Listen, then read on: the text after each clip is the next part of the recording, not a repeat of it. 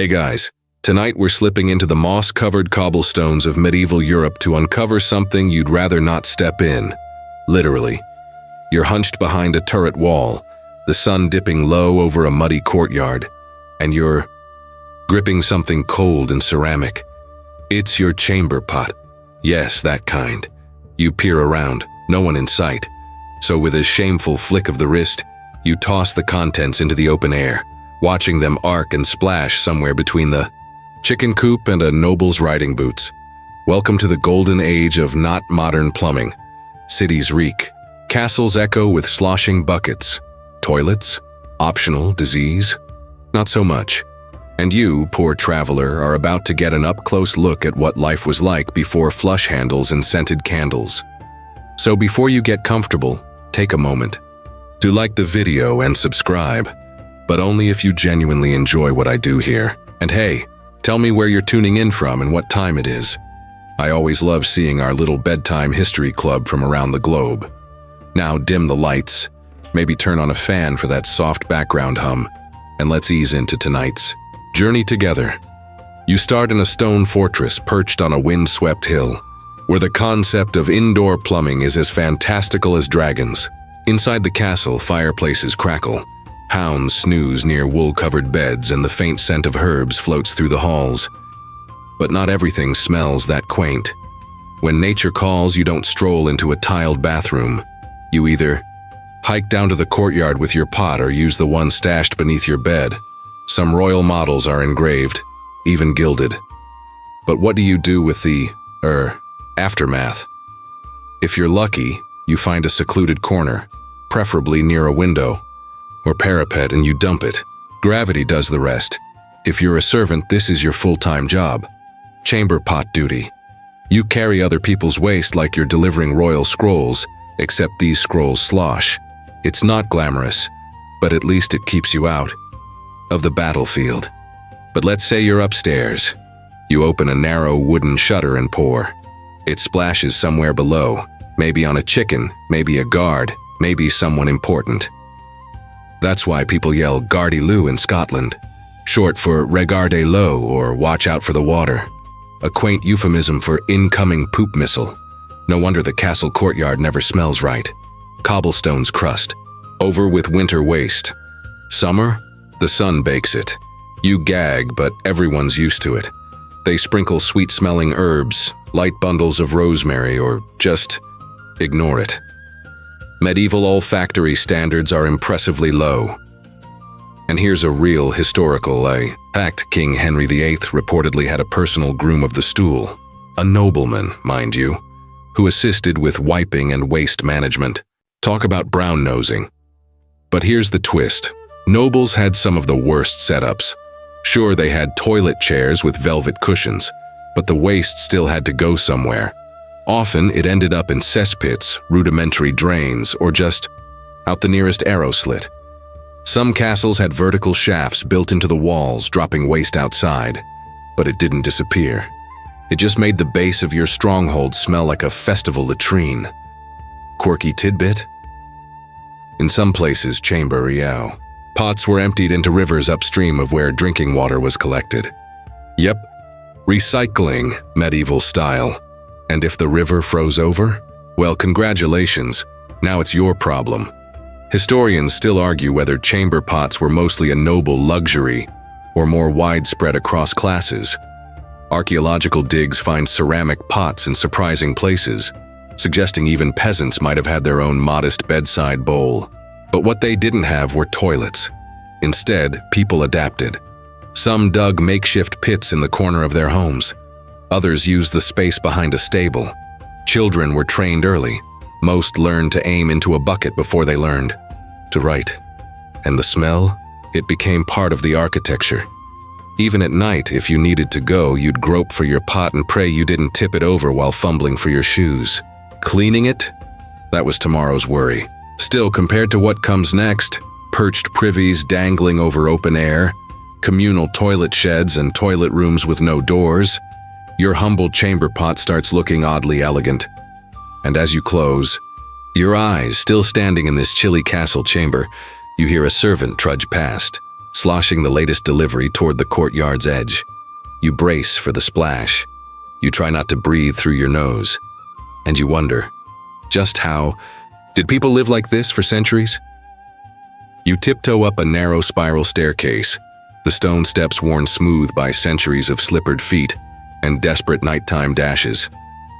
A torch flickers above you, throwing long shadows against the damp walls. You're headed somewhere you wish didn't exist, the castle's toilet. Except surprise, it's not in the castle. It's over it. You reach a small wooden door, unmarked but unmistakably infamous. You push it open and, immediately, wish you hadn't. The smell punches first. Damp wood, stagnant air, and something deeper, darker, and definitely digestive. The privy is a small chamber jutting out over the castle's exterior wall. Beneath your feet, there's a gaping hole cut directly into the stone slab, and below that, nothing but open air and the fetid moat far, far below.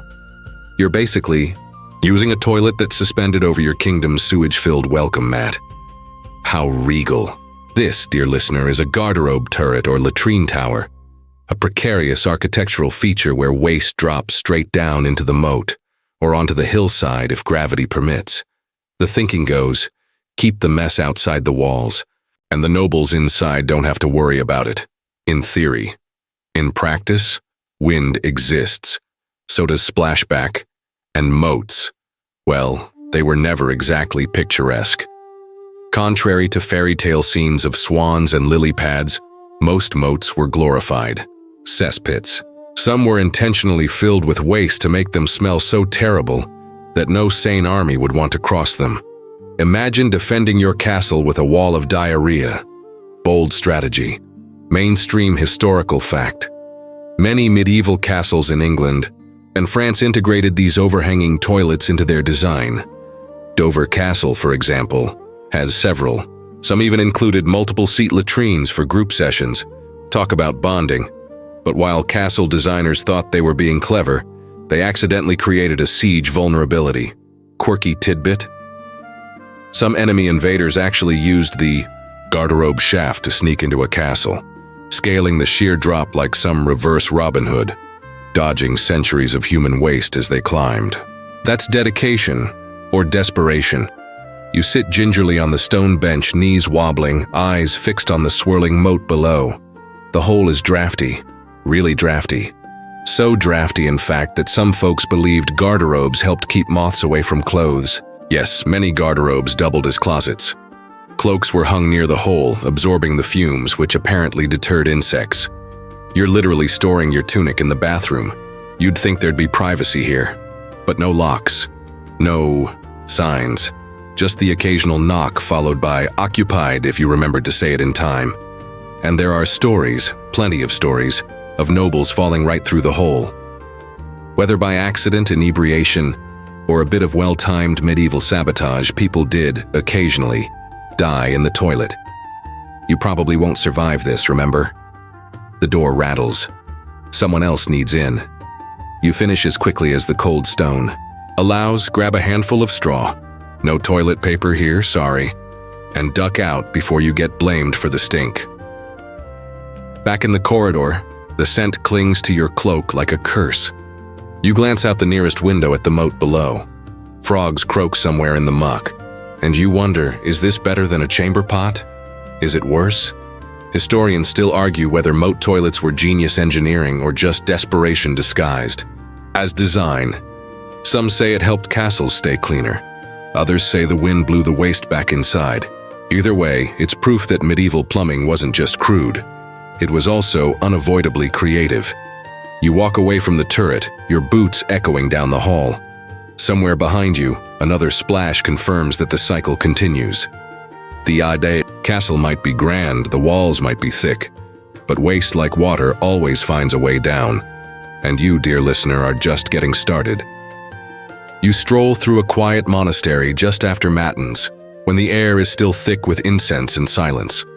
The cloisters echo with your footsteps, muffled by worn sandals and the occasional owl that hasn't quite settled down from its night. The monks are already at their stations, some in the scriptorium, copying sacred texts with ink-stained fingers. others in the herb garden tending to mint and rue. And yet, behind the solemn vows and chanted psalms, there's another kind of discipline unfolding. The daily dance of the latrine ritual. Because yes, even monks have to go.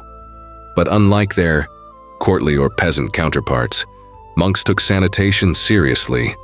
Maybe not by today's standards, but compared to dumping chamber pots over castle walls, they were practically engineers.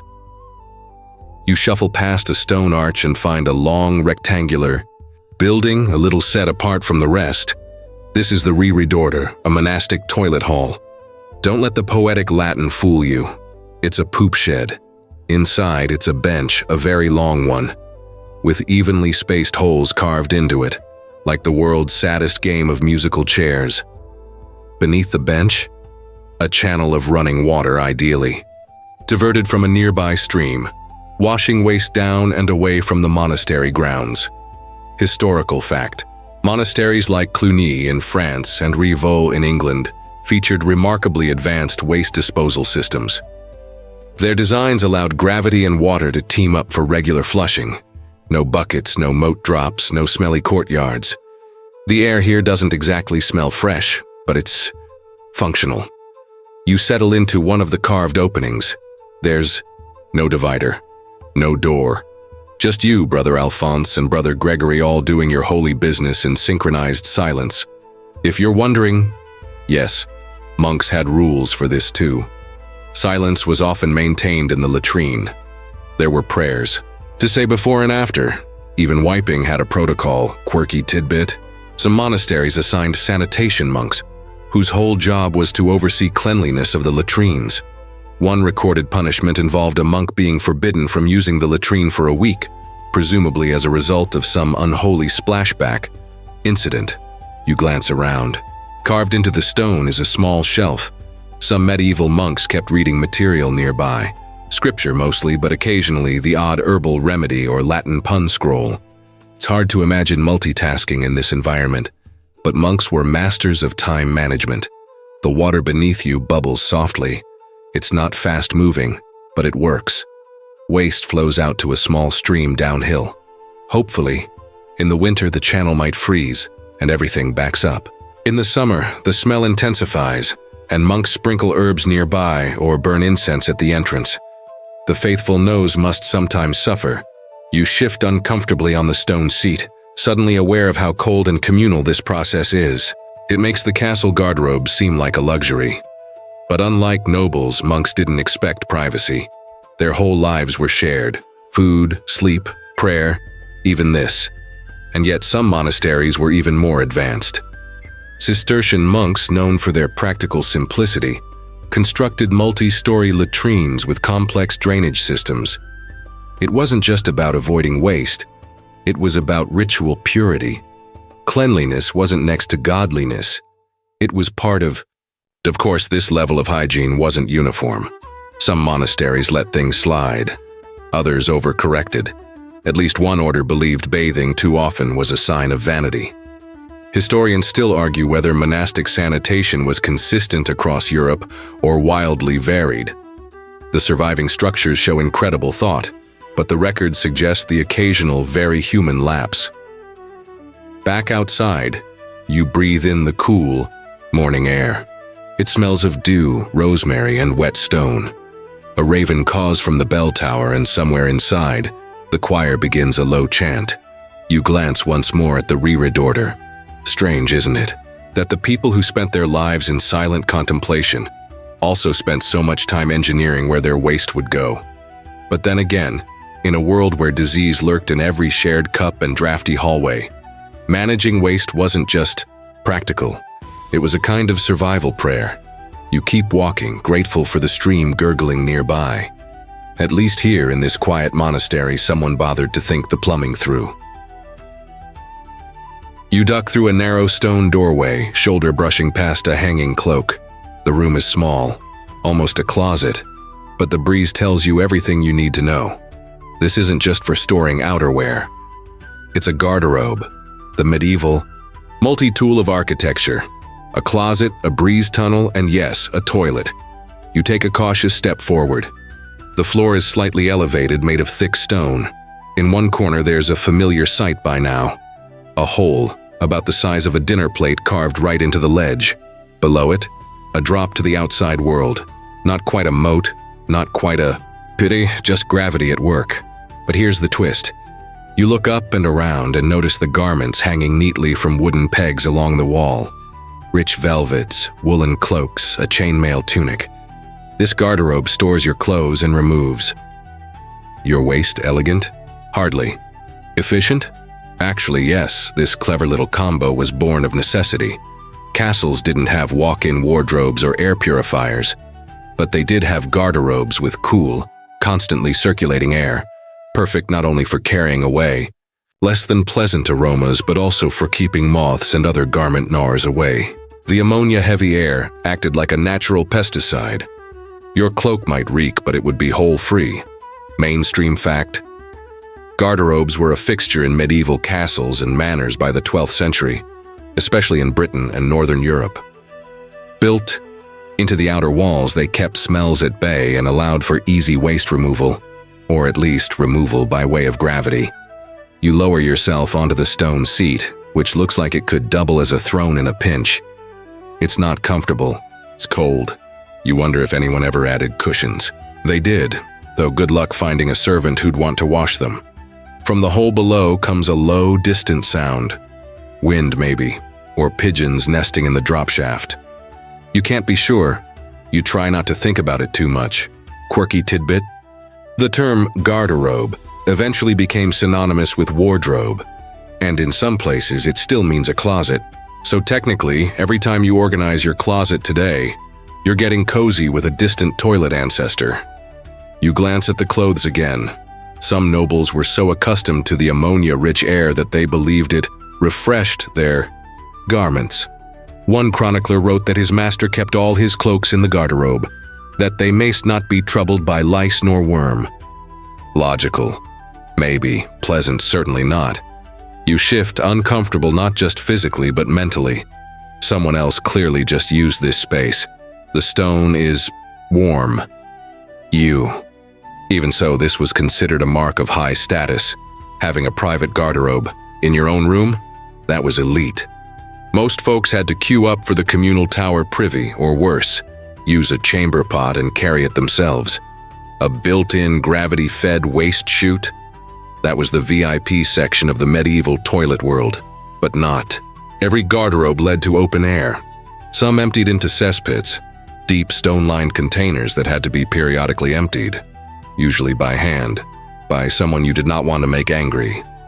Historians still argue whether garderobes were cleaned regularly or left to nature.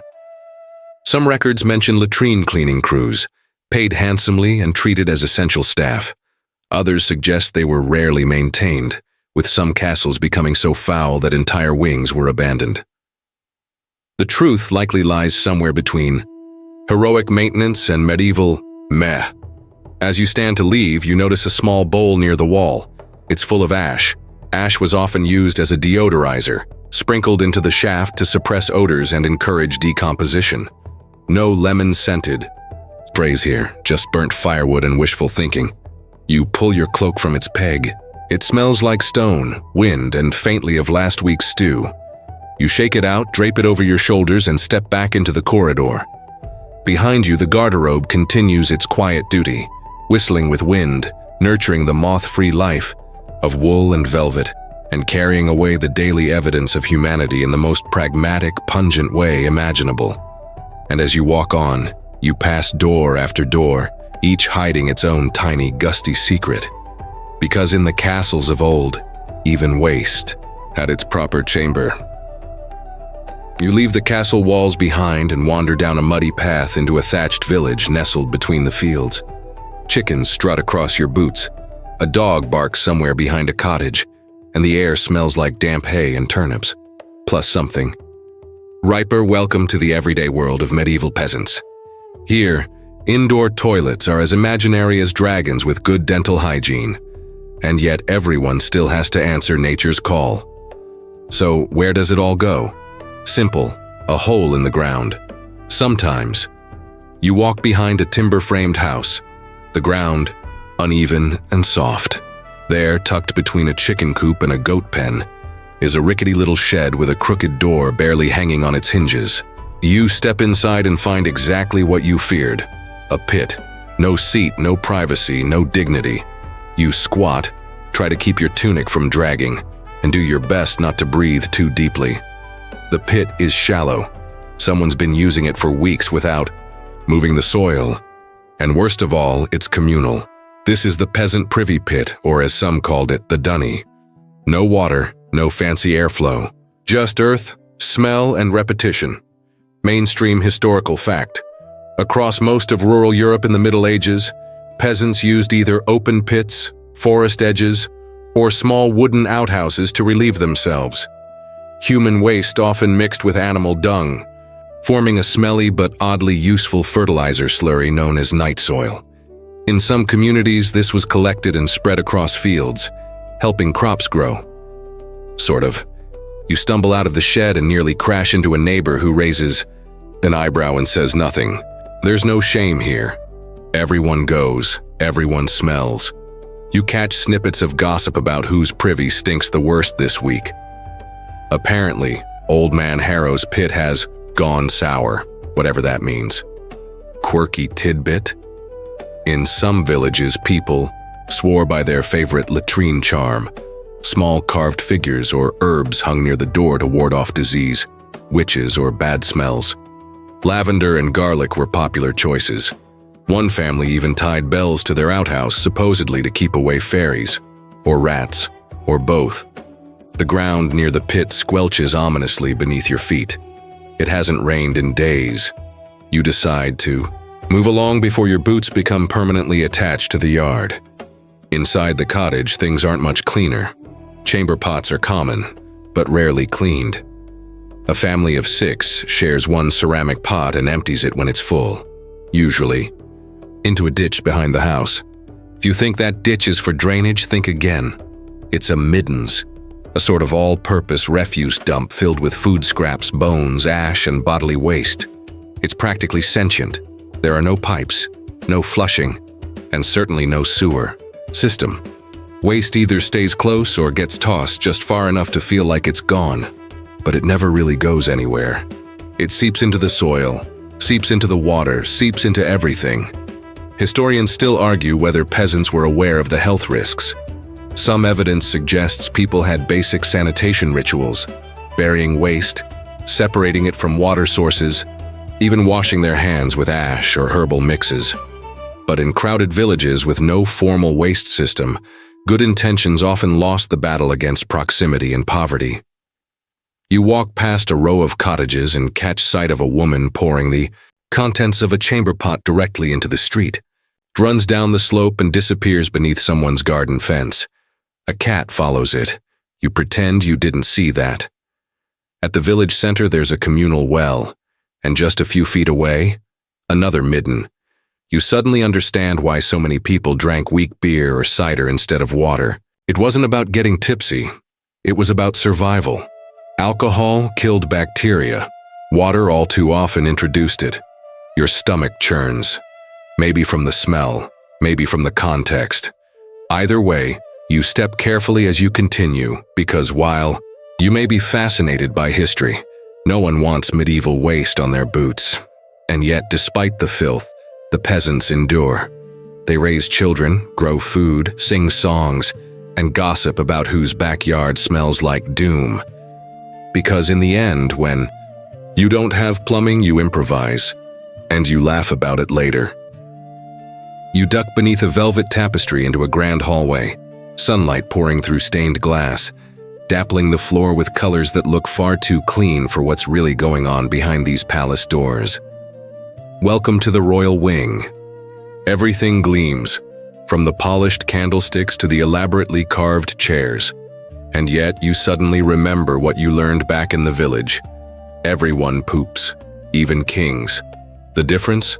Kings have servants to pretend they don't. You trail behind a nobleman in crimson robes, his silken slippers whispering across the tiles. He turns into a small room, not a bedroom, not a sitting room. It's the stool room, and no, that doesn't mean footrest. Inside is an ornate wooden chair with a suspiciously circular hole in the seat. Beneath it, a gilded chamber pot. It shines, which is impressive considering its contents. This is where His Majesty takes care of royal business. And by takes care, we mean someone else handles the before, during, and after. Mainstream. Historical fact. By the 16th century, English royalty, most famously Henry VIII, appointed a groom of the stool, a prestigious position held by noblemen who literally assisted the king with toileting. The groom managed the monarch's linen, water basin, and yes, helped with wiping. But he also became a powerful court insider, privy, pun very much intended, to secrets, schedules, and intimate moments of vulnerability. You sit cautiously on the edge of the stool, not the royal one, thank you, and imagine the daily routine. A servant places the pot. The king sits, perhaps dictating a letter. Another servant brings perfumed cloth. Yet another airs the room with a sprig of rosemary. On a silver fan. It's less about plumbing, more about pageantry. Quirky tidbit: some monarchs held meetings while doing their business. There are written accounts of courtiers offering policy advice or personal petitions while the king grunted away. Bathroom breaks were also office hours. But despite the pomp, the logistics were as messy as ever. Waste had to go somewhere, and in royal households that usually meant cisterns or cesspits built beneath the palace. These had to be regularly emptied by men known as gong farmers. If you think your job stinks, try doing that at 2 a.m. with only a torch and a prayer. You slip past the stool room into the queen's quarters. Her arrangements are only slightly better: velvet-lined pots, sweet-smelling herbs, maybe even scented oils. But the privacy? Still limited. You're never alone. A lady-in-waiting stands nearby just in case something needs fetching, and no one speaks of it. Not openly. Court etiquette dictates a silent acceptance of bodily functions. A whiff of something unpleasant might be politely ignored or blamed on a nearby candle. Euphemisms bloom like bad perfume. The king is indisposed or in retreat. He isn't relieving himself. He's reflecting on matters of state. Historians still argue whether the royal households had a functional advantage or were just better at hiding the stink. Some records suggest elaborate plumbing systems with piped water and drainage in palaces like Hampton Court. Others point out that any such systems were limited, unreliable, and usually ornamental. You exit into a corridor lined with portraits.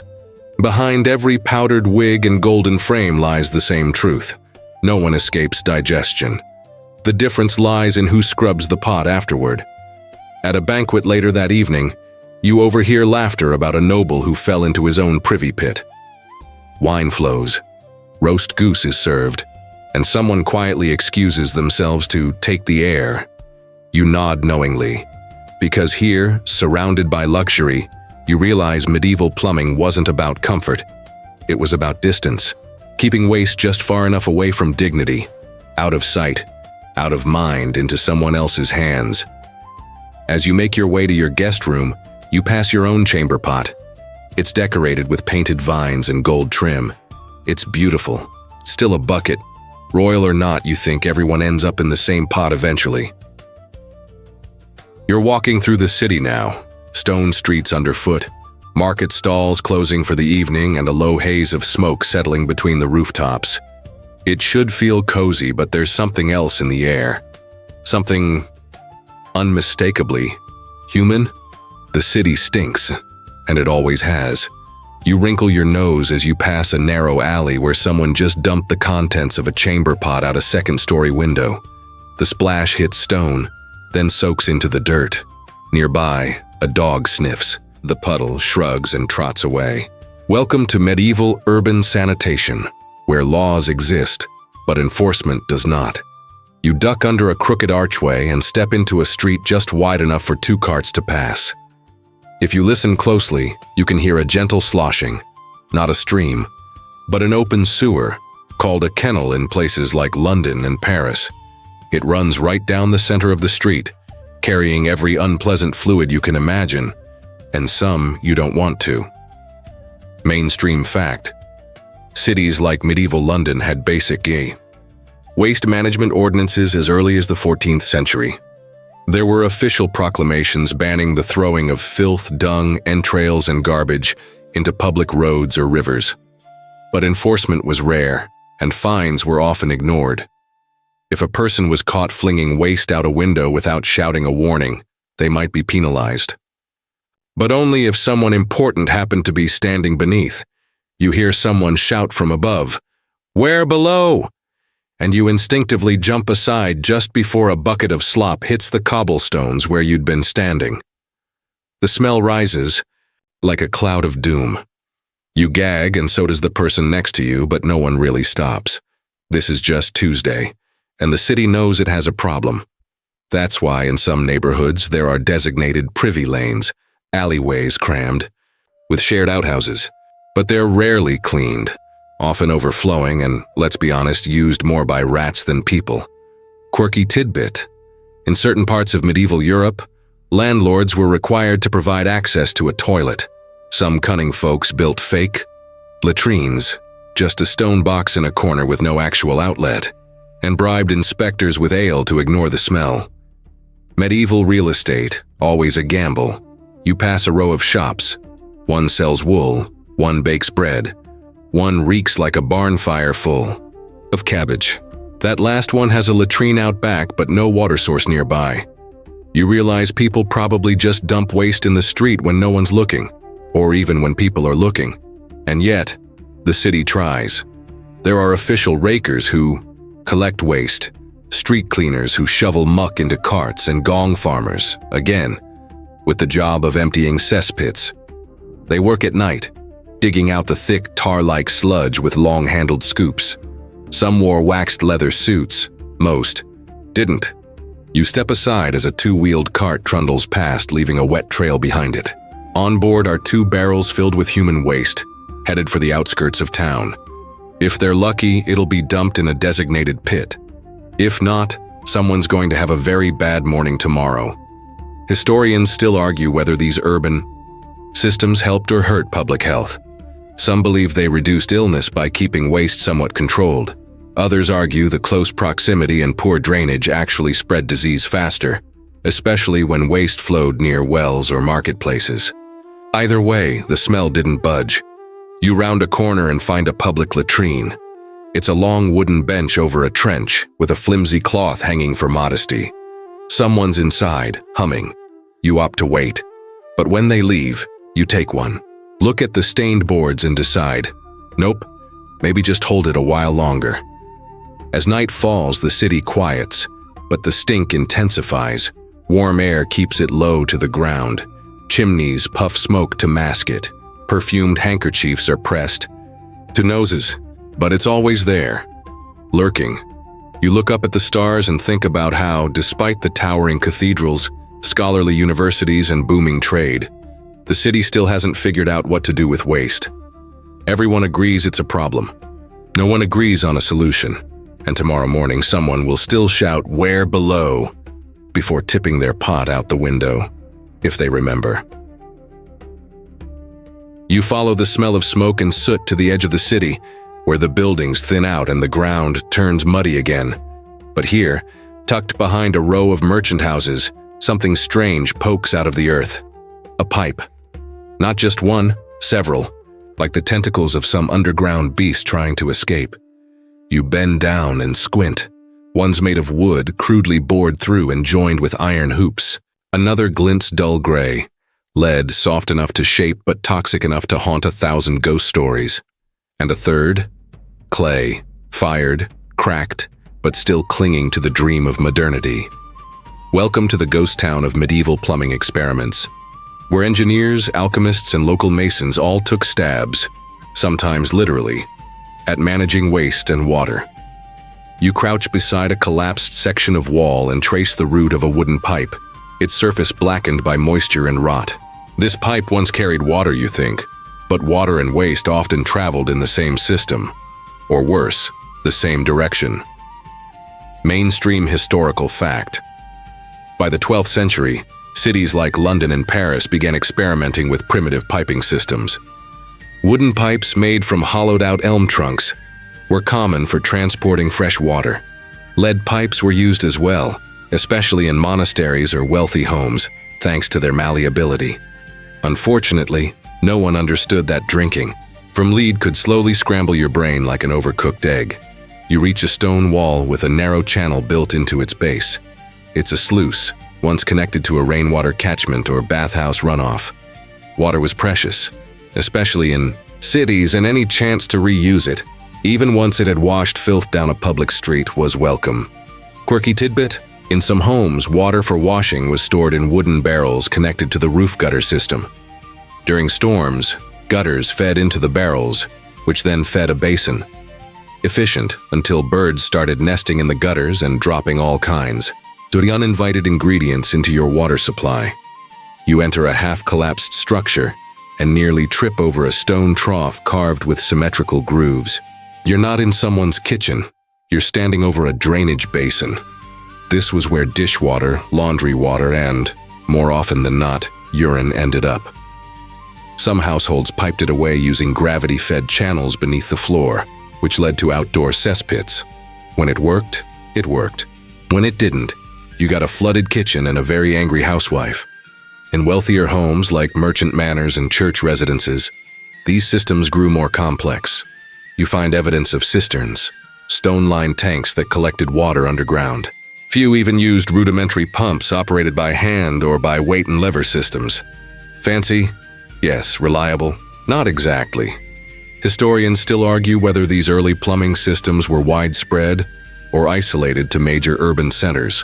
While archaeological finds suggest impressive ingenuity, written records are spotty. Some suggest entire streets in 13th century London had shared water mains. Others believe these were one-off projects, expensive and prone to failure. You walk into a nearby courtyard and spot what looks like an open well, only shallower. It's a soak-away pit where wastewater was dumped to filter through layers of sand, charcoal, and rock. It didn't purify water enough to drink, but it did manage to contain the smell, mostly. And then you find something truly odd. A slate tile with a hole in the center, shaped perfectly for sitting. It's not a toilet. It's part of a drainage seat, designed for waste to fall directly into a trough or pipe beneath. The home that used this must have been ahead of its time, or incredibly wealthy. You imagine the effort required to build these systems without modern tools, water pressure, or reliable materials. Everything had to be angled just right. Too steep, and the waste splashed. Too shallow, and it clogged. And clogged pipes meant digging, by hand, in summer. Surrounded by the worst parts of medieval cuisine, a sudden wind blows through the ruins, rustling leaves and loose fragments of pipe. You step back out into the open and look around. These ancient plumbing dreams lie broken now, forgotten beneath. Newer streets, replaced by more dependable systems. But in their time, these were marvels. Proof that even in a world without electricity, people still dreamed of clean hands, quiet waste, and not having to throw their pot contents out the window, and maybe, just maybe, they got it to work for a little while. You follow a trail of steam curling up between the rooftops until you arrive at a low timbered building with tiled eaves and a crooked sign swinging overhead. The wood creaks under your boots as you step inside, and immediately you're swallowed by the heavy, wet air of the medieval public bathhouse. At first, it's oddly peaceful. Candles flicker, buckets slosh. The scent of rosemary and boiled linen fights valiantly against the deeper, more primal undertones of sweat, soap root, and something faintly fishy. You blink through the mist, trying to make sense of the place. Wooden tubs line the walls. Some are steaming, others still, and at least one is definitely being shared by 3 men arguing about poultry taxes. Welcome to the medieval mashup of hygiene, gossip, and questionable decisions. Bathhouses like this, stews as they were called in London, were common in European cities during the 12th to 15th centuries. You'd pay a few pennies to soak in hot water, get scrubbed by an attendant, maybe even have a bite to eat between rinses. Mainstream historical fact: public bathhouses were integral to urban life across much of Europe during the Middle Ages. They were especially popular in Germany, the Low Countries, and parts of France. often tied to local guilds. Bathing wasn't daily, but it was social, scheduled, and surprisingly sophisticated. Some cities even taxed bathhouses due to their popularity, but there's more going on here than just scrubbing behind the ears.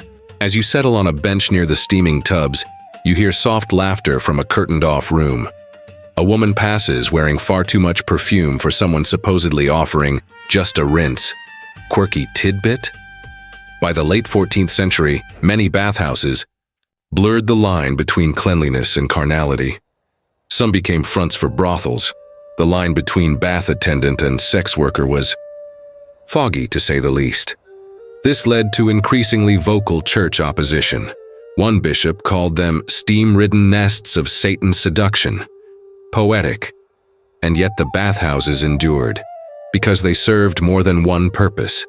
They were where tradesmen relaxed after market, where women gathered for pre-wedding rituals, and where the sick were sometimes brought to sweat out fevers.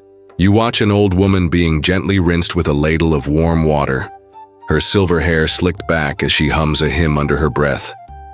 For a moment, you can almost believe it. The heat, the herbs, the hands, all working together to make people healthier, stronger, cleaner, until you spot the slop channel in the corner. It's a wide stone trench running across the floor, meant to carry used bathwater, urine, and whatever else ended up in the tubs out into the street. Problem is, it's clogged, so the muck just pools, and the smell that rises from it reminds you that this is still medieval plumbing. No matter how fragrant the soap, it's still being rinsed off with water that's been reused by 5 other bodies. Historians still argue whether bathhouses helped public health or hurt it. Some point to lower disease rates in bath-friendly towns. Others argue that sharing lukewarm water only spread infections faster. And when the Black Death arrived, public bathing plummeted. People believed open pores invited plague. Cleanliness became dangerous. You lean against the wall and notice something else. The menu.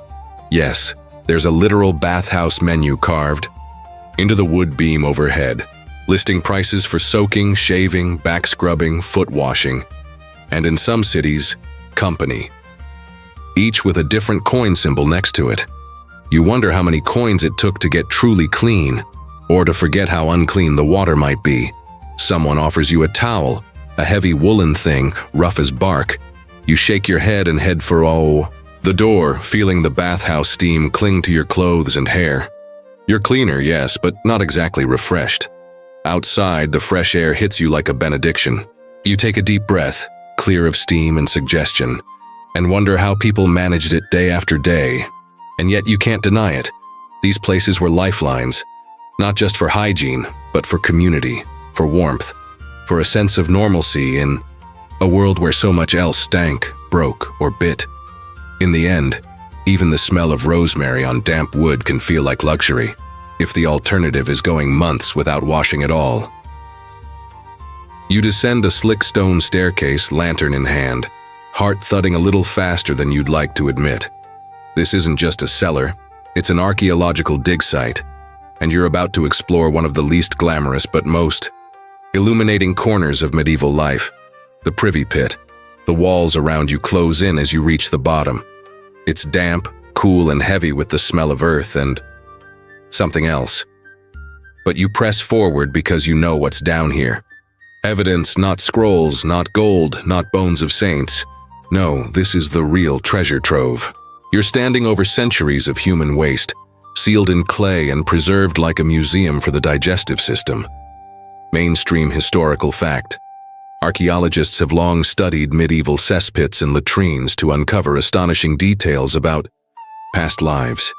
Preserved waste tells us what people ate, what parasites they had, what diseases they battled, and even what luxury items they flushed away by accident. From seeds to jewelry to the occasional half-digested cherry, these pits are time capsules. You crouch beside a rectangular stone shaft. The pit was once lined with timber, sealed with clay to prevent leaks, and regularly topped with layers of ash and straw. And at the very bottom, a slurry of decomposed organic matter, now turned into a kind of nutrient-rich compost, still pungent, still potent, and still full of secrets. You reach for a trowel and carefully scrape along the edge. Out comes a small cluster of grape seeds, still intact after 600 years. Someone clearly had a taste for the finer fruits. Beside it, fish bones, then barley husks, and then, oddly, a carved bone comb. Quirky tidbit? Many medieval folks apparently relieved themselves while grooming, or dropped personal items down the hole accidentally. Some privy pits have yielded rings, brooches, knife handles, even religious tokens. One pit in York gave up a leather shoe. Someone literally lost their soul in the loo. You move to the next pit. This one's deeper, sealed better, and, you're told, contains evidence of a dysentery outbreak. The samples here show high levels of parasites, especially whipworm and roundworm eggs, along with traces of blood and undigested starches. It's gross, yes, but it's also proof of how closely health and hygiene were entwined. If one privy pit was too close to a well, or if its contents seeped into the street, it could spread illness fast. Especially in densely packed cities where everyone shared facilities and no one truly washed their hands. Historians still argue whether privy maintenance was a community effort or just a problem passed down the road. Some towns employed cesspit cleaners, while others relied on tenants or landlords. When the pits overflowed, they were sometimes abandoned and sealed off, with new ones dug elsewhere. It was a cycle of buildup, neglect, and relocation. The waste didn't disappear, it just moved. And these abandoned pits, they're why modern construction in historic European towns sometimes hits a surprise patch of organic ooze during basement renovations. Medieval memories, one archaeologist joked, tend to ferment. You wipe your gloves, glance around the low ceiling, and take stock. A dozen pits, each offering a slice of someone's forgotten life. Not just what they ate, but what they read. Ink-stained parchment scraps have turned up here too. Not just what they wore, but what they lost. Hairpins, clasps, buckles, even dice suggesting someone took a gamble while on the throne. You think back to the royal garderobes, the peasant pits, the bathhouse drains. All of it ends here. Not in storybooks, not in paintings, but in the soil, in the smell, in the data. You start to climb out of the cellar. Your boots are caked in centuries-old sludge, but your mind is full of images, of meals long gone, of jokes shared mid-squat, of lives that never made it into the chronicles but still left behind. Everything. Because in the end, the privy doesn't lie. It records what people tried to forget. It preserves what no one meant to leave behind. And it might just be the most honest historian of all. You step out of the cellar and into a narrow medieval alleyway where shadows cling to every crevice, and the air feels thick, almost sticky. A rat scurries past your boot, and you don't flinch, because at this point, the rats are the least disturbing part of the tour. You've entered the era of plague, pestilence, and poorly placed poo. It's 1348, and the Black Death is circling Europe like a starving wolf. Bodies pile in the streets, church bells toll day and night, and physicians wander around in bird-beaked masks stuffed with herbs, convinced it'll protect them from the evil vapors. But you know what might be just as guilty as the fleas? The plumbing. Or more precisely, the total lack of it. Mainstream historical fact. The Black Death caused by Yersinia pestis was primarily transmitted by fleas riding on rats. But the disease spread faster and further in cities that were overcrowded, filthy, and drenched in their own waste. And that was all of them. You shuffle past a cesspit that's clearly past its prime. The pit is full, crusted over, and judging by the smell, leaking into the nearby well. You back away instinctively, even though you know you're not really here. Still, your imagination fills in the horror. People drank from this, bathed in this, let their children play within feet of this. A single contaminated well could infect an entire neighborhood, especially if residents already had weak immune systems from poor nutrition, stress, and, living elbow to elbow with raw sewage. Quirky tidbit. Some medieval doctors believed plague was spread by bad smells, a theory known as miasma. They weren't entirely wrong, though it wasn't the smell itself that caused infection. Areas that stank the most were often where sanitation was worst and infection rates highest. Ironically, the disgusting clues were pointing in the right direction. They just didn't have the microscope to see it. You round a corner and see a team of men shoveling refuse into carts. One wears a scarf over his face, another chews a sprig of mint, hoping it'll keep the death air out. They're rakers hired to clean streets and cesspits during outbreaks. Their work is thankless, dangerous, and absolutely critical, though few people thanked them for it, and yet no matter how much they shoveled, waste kept coming. Some cities tried to ban public defecation entirely, passing ordinances that required latrines be cleaned monthly and dung heaps relocated. But laws didn't always match reality. When people were afraid to go outside or lost entire households in days, cleaning a toilet didn't rank high on the to-do list. Historians still argue whether unsanitary conditions directly accelerated plague transmission or whether they just created a perfect storm of vulnerability. While fleas and rats remain the prime suspects, there's growing interest in how contaminated water and constant exposure to fecal matter may have worsened mortality rates, especially in the poorest districts. You pass a monastery. The monks inside are burning herbs in brass bowls and washing down walls with vinegar. Their latrines are among the cleanest in the city, running water, isolated pits, airflow. But they're still losing brothers by the dozen. Cleanliness helps, but it doesn't save. You hear a scream in the distance. Another death, another cart, another mass grave. In the heat of summer, the city smells like despair, and yet, amid the horror, something begins to shift. People start asking different questions. Not just who sinned, but what's in the water. Not just, why is the air foul, but where does the waste go? By the end of the 14th century, some towns experiment with covered drains, segregated waste zones, and stricter penalties for dumping. It's rudimentary, yes, but it's a start. The plague doesn't just leave behind grief, it leaves behind momentum. You step out of the alley, sunlight spilling over your shoulders. The streets are still filthy, the rats still run. But now, people are watching the ditches more closely, counting the dead, building with stone instead of wood, planting cesspits further from their wells. The damage has been done, but so has the learning. Because when an entire continent is shaken by death, even plumbing becomes sacred. You cross a moss-slick drawbridge into the crumbling remains of a once mighty fortress. Ivy creeps up the stone walls, wind whistles through broken battlements, and somewhere in the distance, water trickles, quiet, constant, suspiciously deliberate. Because you're not here for the throne room or the armory. You're here for the secret sewage passages. It turns out that even in the most fortified medieval castles, designed to repel sieges, starve out enemies, and display raw feudal power, people still had to go to the bathroom. And when you're surrounded by a 12-foot wall, a moat, and a forest full of bandits, sneaking out to dig a latrine just isn't an option. So they built waste systems into the castle, not as a luxury, as a necessity.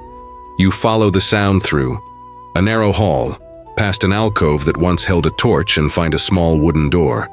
Behind it, a waste chute carved directly into the stone. It's steep, smooth, and disappears into darkness. This is no accident. It's medieval engineering. Mainstream historical fact.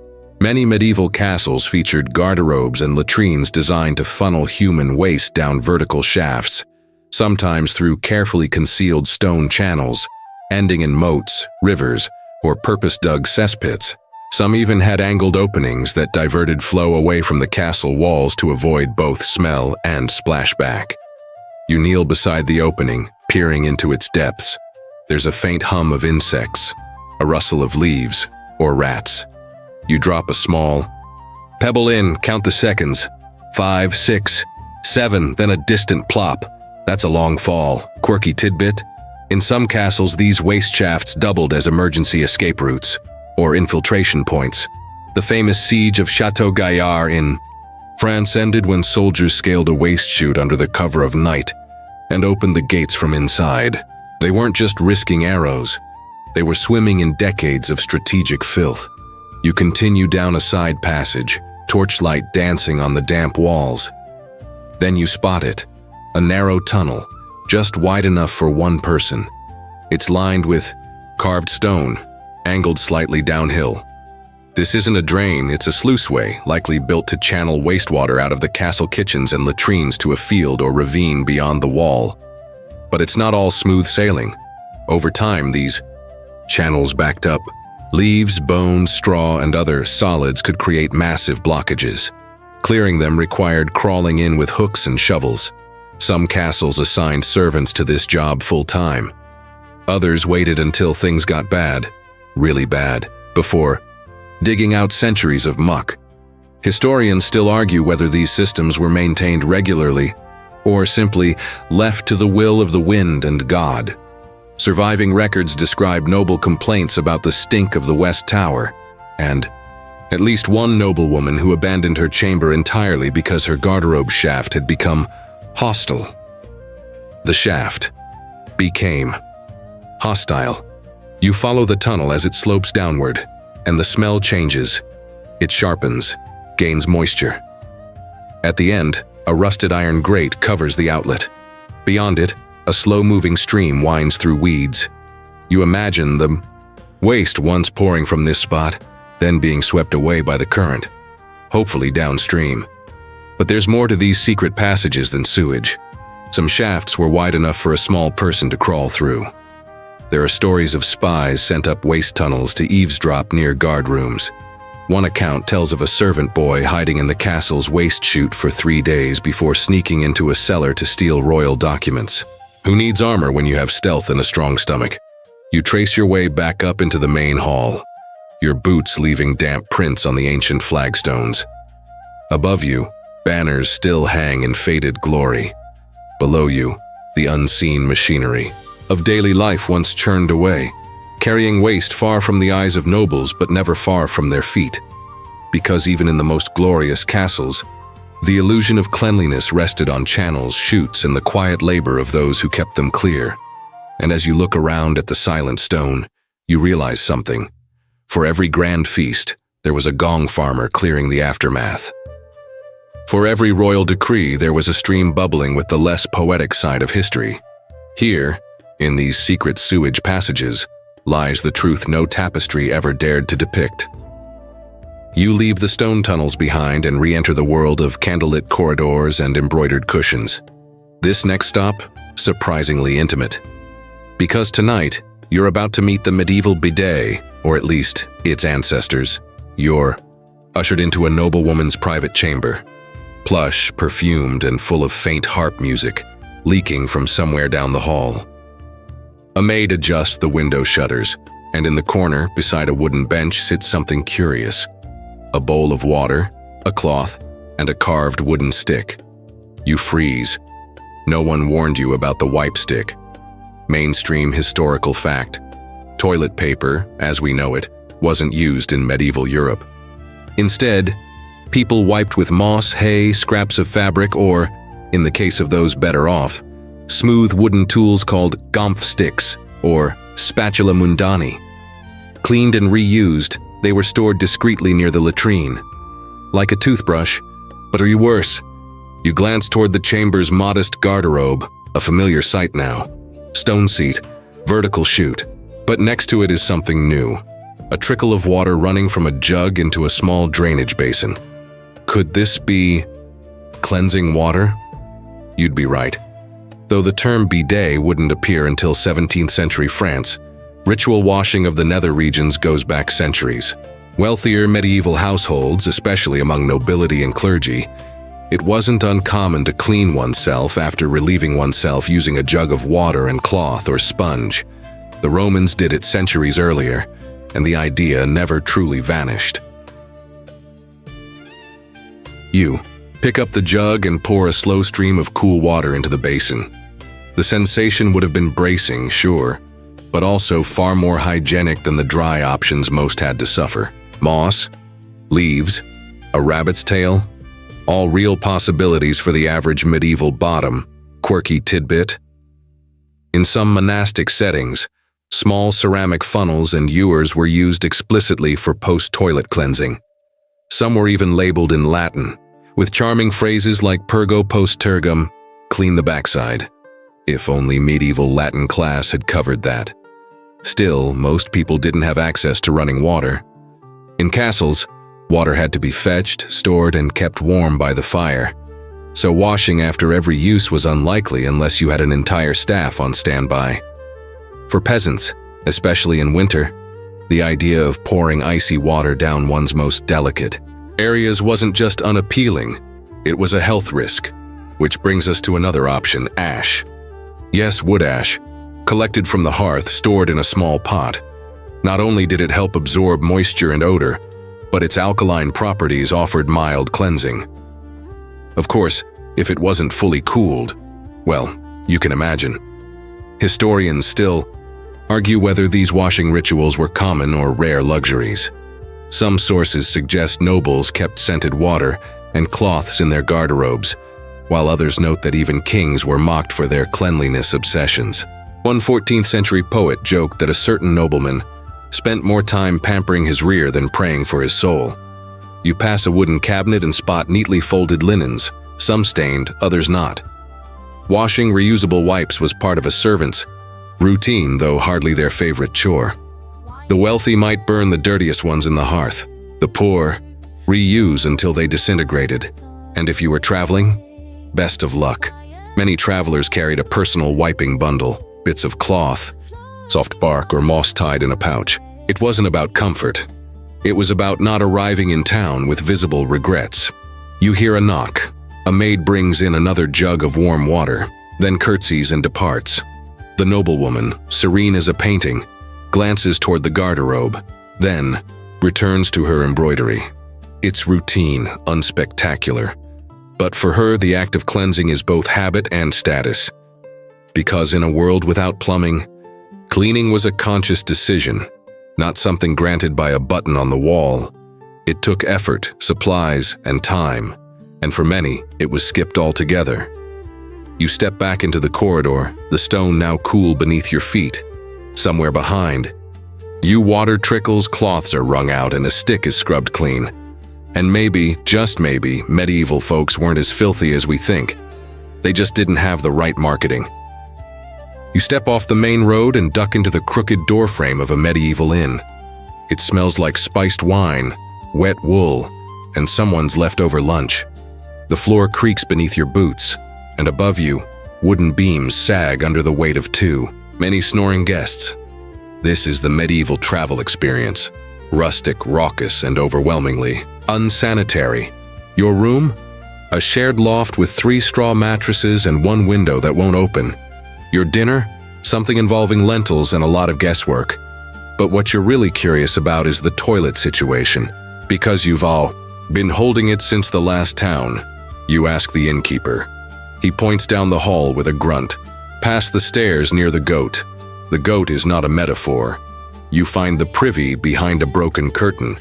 It's a wooden bench with a hole suspended over an open trench that, judging by the smell, hasn't been cleaned since the last solar eclipse. There's no candle, no cloth, and definitely no moss. The floor is wet. You don't ask why. Mainstream. Historical fact. Medieval inns rarely had individual toilets. Shared facilities were the norm, and they ranged from outhouses over cesspits to simple benches with buckets beneath.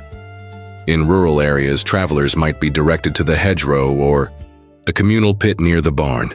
It was not a time for high expectations. You hesitate. Then out of sheer biological necessity, you go, and you regret it instantly. You sit trying to balance while holding your breath, scanning the walls for graffiti. You're not disappointed. There are carvings, drawings, and a surprisingly well-written couplet. Here I sit in darkest gloom, hope my meal won't exit soon. You chuckle, then sneeze. The dust is thick enough to sculpt. Quirky tidbit? Travelers often complained about the smell of inns, but not just from the privy. Most beds were infested with fleas and people shared them with strangers. You might find yourself spooning a knight, a merchant, and a toothless baker by morning. This led to a common term, Inn breeze, a euphemism for the general stink of shared sleeping and shared digestion. You finish your business and exit. The stall. Outside, a barrel of gray water waits. It's murky, smells like cabbage, and holds a wooden ladle. This is the hand-washing station, though you suspect it's been repurposed for other tasks, like emptying chamber pots or soaking dirty boots. You wander down to the tap room, passing two travelers arguing over who gets to keep the only dry blanket. A bard in the corner strums a lute and sings a tune called The Fickle Privy, which contains far too much detail about a mishap involving wine, a loose plank, and a fast-moving pig. You sit down at a rough-hewn table and nurse a mug. Fail. The drink isn't strong, but it's safer than the water. Everyone knows this. The brewer behind the counter nods at your glance. No need to explain. Historians still argue whether medieval inns followed any kind of sanitation standard. Some were said to be relatively clean, especially those under guild oversight. Others were cesspools of disease, theft, and gastrointestinal regret.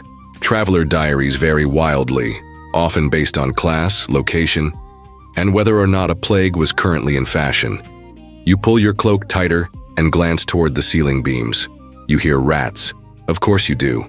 You also hear someone upstairs, loudly regretting their dinner. And somewhere, someone's chamber pot sloshes in the dark. You sigh. This is your bed for the night. This is your toilet. This is your tavern. And tomorrow, another inn, another privy, another wild card. Because medieval travel isn't about convenience. It's about survival with low expectations. You settle in, drinking deeply. The ale is bitter, but clean. You imagine the next inn, you imagine its privy. You lower your expectations again, because in this time, that's the most sanitary option you've got. You find yourself walking one last dusty road, the morning mist curling around your ankles like hesitant fingers. The smell of wood smoke lingers in the air, but something's different. The privy pits are quieter, the chamber pots fewer, and the streets still questionable, but not quite the minefield they used to be.